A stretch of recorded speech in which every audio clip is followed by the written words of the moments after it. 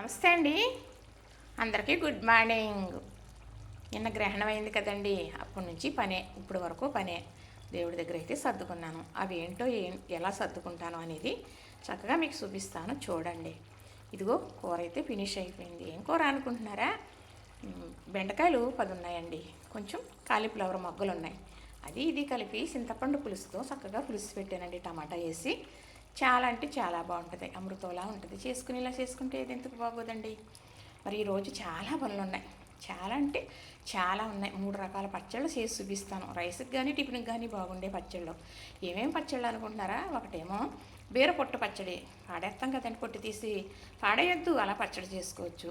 Cauliflower కాడల పచ్చడి, కాళ్ళు కూడా పాడేస్తాం.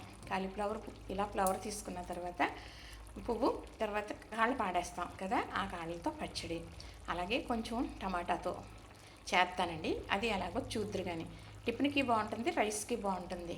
చక్కగా నువ్వుపప్పు మినపప్పుతో పచ్చళ్ళు చేసే విధానం చూపిస్తాను. వారం 10 రోజులన్నా చక్కగా వాడుకోవచ్చు, బయటే కూడా ఉంచుకొని వాడుకోవచ్చు, ఫ్రిడ్జ్లో పెట్టుకోవాల్సిన పనే ఉండదు.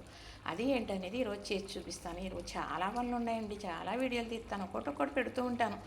చూడండి, మీరు చూసి లైక్ చేయండి, ఎదరికెళ్ళే అవకాశం నాకు ఉంటుంది కదా అని.